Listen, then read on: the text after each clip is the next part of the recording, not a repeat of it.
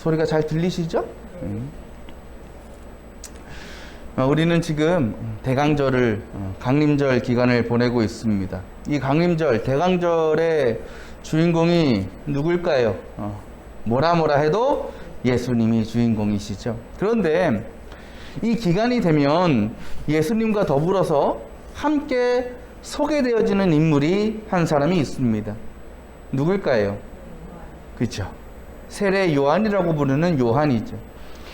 오늘날에도요, 이 기독교 집안에서 자란 사람들이나 특히 목사님 자녀들 가운데는요, 요한이가 참 많습니다. 제가 아는 요한이만 해도 한 5명, 6명이 돼요. 뭐 광요한, 뭐 배요한, 김요한 다 있습니다.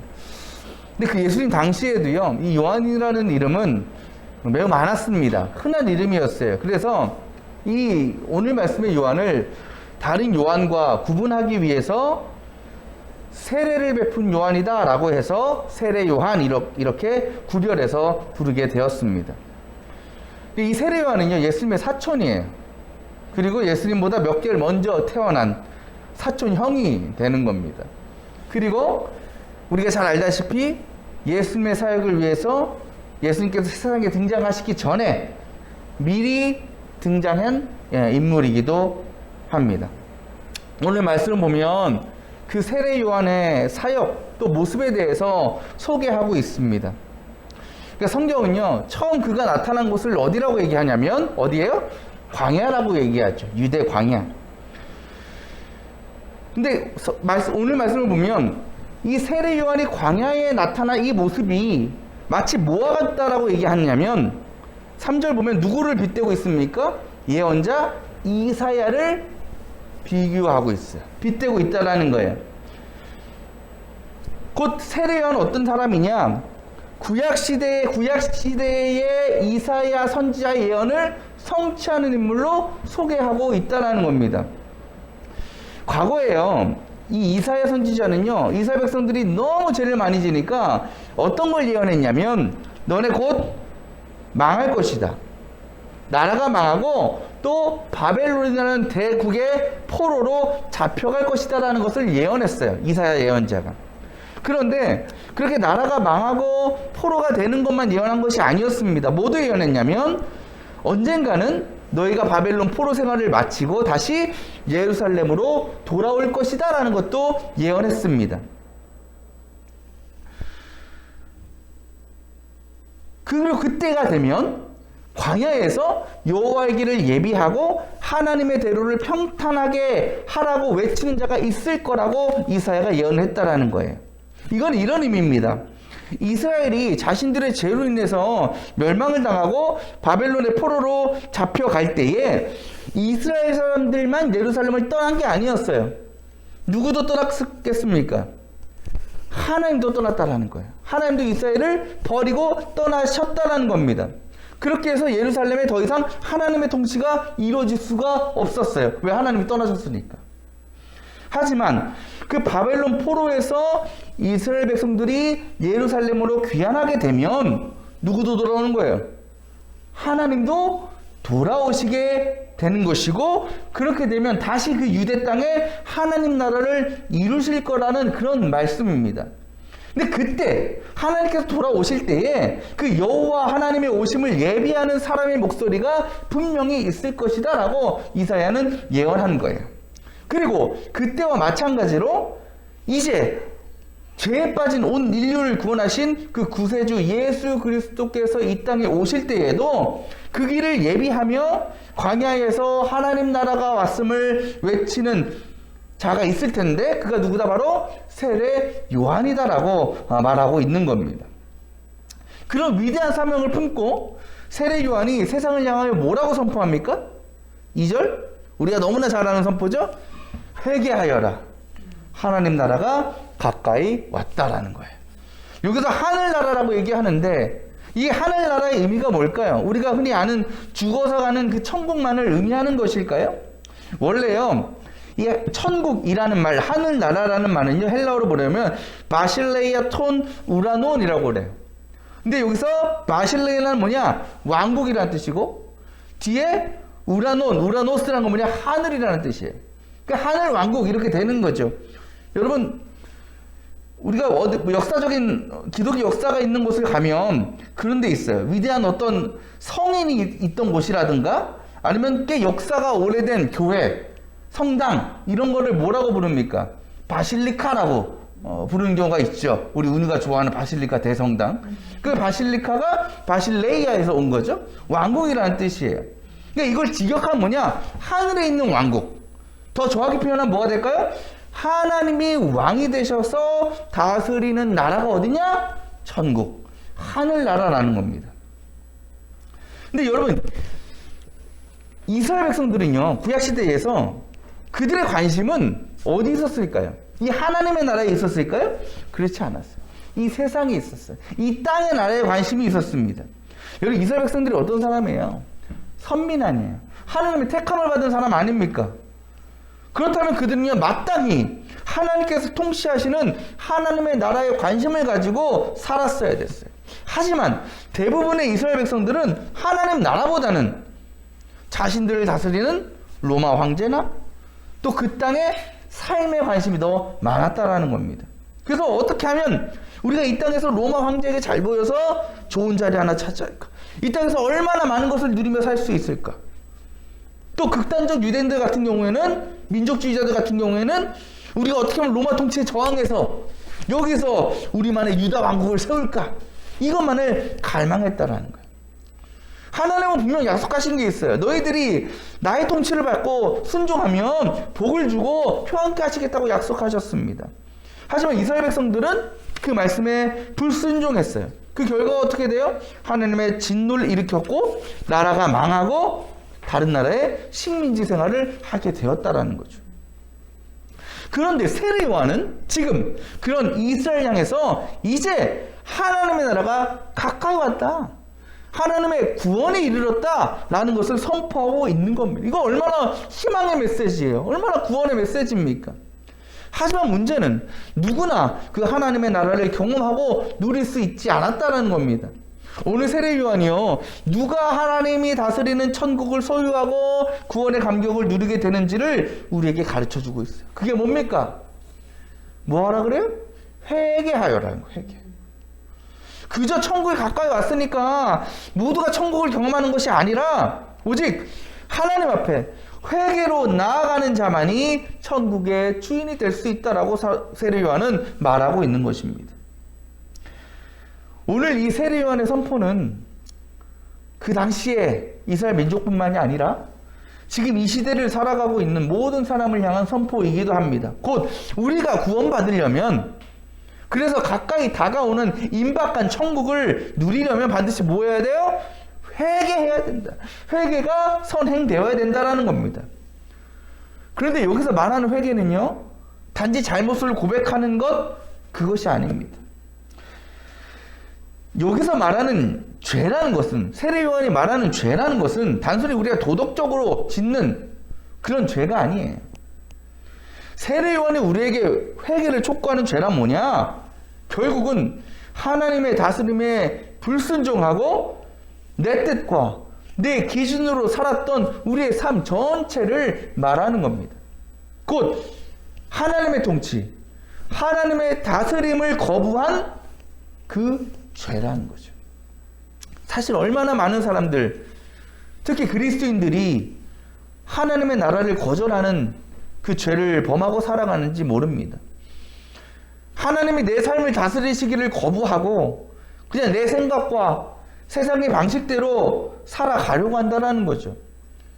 이스라엘 백성을 한번 보세요. 그들은요, 이 땅 가운데서 하나님 나라를 가장 먼저 경험한 사람들이에요. 그렇죠? 왜? 하나님이 그들을 출애굽시켜 주시고 큰 나라를 이루게 하셨습니다. 성전을 세워주셨고 하나님의 말씀으로 다스리셨어요. 그런데 그들은 하나님의 말씀대로 살지 않고 자신들이 원하는 나라를 세우려고 하였습니다. 그래서 뭘 만들어요? 우상을 만들고 세상의 물질의 지배를 받으며 살았다라는 거죠. 그때 하나님은 어떻게 하셨어요? 이스라엘을 떠나셨어요. 그렇게 하나님께서 떠나신 결과가 뭡니까? 결국 누가 이스라엘 집에? 세상의 왕이 하나님이 아니라 인간이라는 왕이 세상을 지배하게 되었다는 거예요. 그러다 바벨론에 멸망당해서 하나님의 통치를 받는 백성이 아니라 바벨론의 지배를 받는 식민지로 전락해 버렸다라는 겁니다. 하지만 그럼에도 하나님께서는 이사야 선지자를 통해서 뭘 약속하셨다고요? 언젠간 내가 다시 돌아와서 너희를 다스릴 거다. 너희를 통치할 거다라는 것을 선포하셨습니다. 그리고 그때를 위하여 하나님이 오시기를 준비하라고 명령을 하셨다라는 거죠. 곧 하나님의 나라가 다시 올 테니 너희가 먼저 뭐해? 죄를 회개함으로 그 하나님 나라를 받아들일 준비를 하고 있으라라는 말씀입니다. 회개하다 라는 단어는요, 헬라어로 보면 메타노이테라고 해요. 근데 여기서 이 회개하라의 명사형, 회개는 뭐냐? 메타노이아라고 합니다. 메타노이. 이게 메타하고 노이아의 합성어예요. 어떤 뜻이냐? 메타는 뭐냐? 변화라는 걸 의미해요. 변화. 그 노이아는 뭐야? 머리를 의미합니다. 그러니까 회개라는 것이 단순히 우리의 과거의 잘못에 대해서 인정하고 후회하는 것만 회개가 아니고 뭐까지? 변화까지 동반되어야 되는 것이 회개의 본질이라는 거예요. 그러니까 내가 잘못된 길로 가. 잘못됐네? 멈춥니다. 거기서 끝나는 것이 아니고 그다음 뭐 해야 돼요? 옳은 방향으로, 제대로 된 방향으로 틀어서 가야 될 것 아니에요. 그것까지 나아가는 것이 회개라는 거예요. 그 방향이 뭘까? 하나님이라는 거죠. 아마 우리도요, 수없이 죄를 짓고 또 수없이 하나님 앞에 회개했을 겁니다. 그렇다면 어떻습니까? 우리의 회개가 내 자신의 삶의 변화로까지 이어져 온 것 같습니까? 그래서 죄의 길에서 완전히 돌이켜서 하나님을 향하는 방향으로 완전히 다시 나아갔던 그런 회개의 모습이었습니까? 아무리 천국이 우리 앞에 왔어도요, 우리가 회개하지 못하면, 그래서 하나님을 우리 안에 모셔드리지 못하면 우리는 절대로 그 천국을 누릴 수가 없습니다. 때문에 우리가 우리의 삶이 하나님의 통치를 받기 위해서 날마다 내 삶의 방향이 어디인지, 내가 하나님께로 나아가고 있는지를 늘 돌아보고 점검할 수 있어야 되는 겁니다. 그렇지 않으면 나도 모르는 사이에 하나님을 등지고 엉뚱한 것에 지배를 받으며 살아가게 된다라는 거죠. 그렇게 우리가 날마다 회개하고 또 그 회개가 우리의 삶의 변화로 나타나고 순종함으로 나아갈 때에 우리는 그때 비로소 우리에게 다가온 그 하나님의 나라를, 하나님이 다스리시는 그 천국을 경험할 수 있다는 겁니다. 근데 여러분 사실요, 이 깊은 의미로 보면 이 하나님의 나라는요, 하늘에 있는 게 아닙니다. 이미 우리에게 와 있어요. 오지 않은 것이 아니고 이미 와 있다라는 거. 오늘 말씀에 세례 요한이 천국이 가까이 왔다고 선포하는 곳이 어디라고 나온다고요? 광야라는 거죠. 광야. 광야는 어떤 곳이냐? 죽음의 땅입니다. 절대 생명이 살아갈 수 없습니다. 물도 없어요. 땅도 딱딱해서 식물이 자랄 수가 없어요. 어떻게 해서 뭐 심었다고 쳐, 비도 내리지 않고 햇빛만 내리쬐기 때문에 금방 말라 죽어버립니다. 세례 요한은요, 지금까지 그런 곳에서 생활해 왔어요.